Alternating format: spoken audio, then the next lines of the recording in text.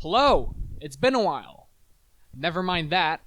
I've been wanting to make a computer-connected clock for a while now. Kind of like some of my previous projects like OpenSClock and Tokay.Pi, but none of them could show real-time computer stats like CPU and memory usage. The code wasn't easily customizable, and I had to SSH the clocks to change and run it. A few weeks ago, I had the idea to make a computer-connected clock by using a Raspberry Pi Pico as a simple display driver and doing all the processing on the computer. So I set off to design a small case for it in OpenSCAD and printed it. Then I wrote the code for the clock.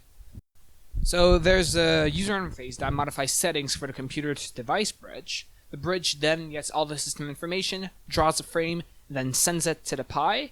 I should get a bit of space saving by using compression. I'm using zlib here. And that brings how much data I send per frame from 2048 bytes in the worst case scenario all the way down to 48 bytes in the best case scenario. I'm using a cheap OLED display I got off AliExpress. This is how it should be wired up. Once soldered, I just need to screw it into the case and we are done. So I just need to upload the firmware and it works fine. I implemented a bunch of modules for the clock since it's modular.